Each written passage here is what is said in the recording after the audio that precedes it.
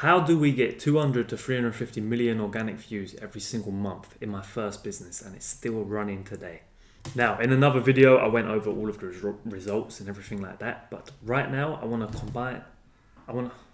to condense this information into the best way possible. So, how it works is this. I will learn to do the work first because I have to. When I started business, I have no money, I have no leverage. I just simply had to do it myself. I learn and do the work. Now, whatever that might be, whatever business you're in, it doesn't matter.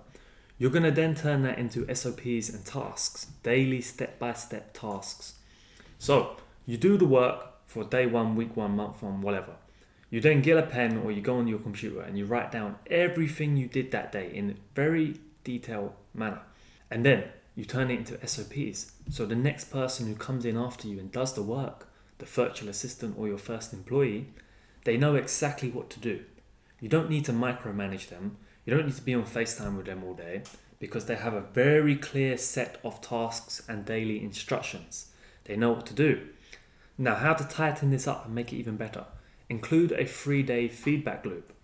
Within this 3-day feedback loop, we're going to see how much work was done each day, what actual impact has it had, for example, what metrics have gone up, has the views gone up, has the clicks gone up, is the impression, the engagement, the CTR, whatever it may be that you are running.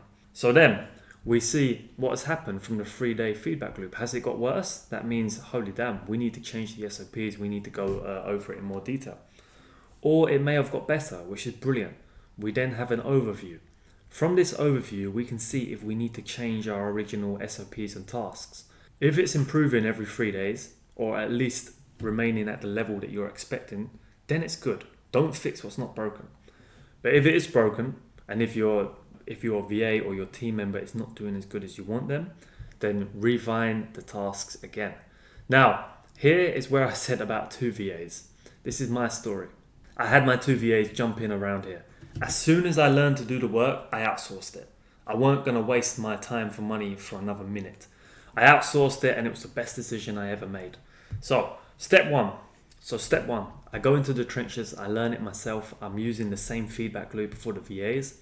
If I don't have time to learn, I will pay someone else to learn for their resources or their course. Step 2, I'm going to do the work. I'm going to create the guides and the SOPs for the future team members so they can jump in straight away and understand at least 90% of it. Do not be a micromanager. If your new team members can understand 80 to 90%, it's a very good start. Step 3, I'm going to hire and place a VA for this role. I'm going to put the job post in extreme detail so they know what to do. I'm going to ask them to prepare all of their results or their case studies from previous work. I'm going to ask them about 5 to 10 key questions. Depending on how they answer the questions will tell me if they're a lazy person or it's worth giving them a shot.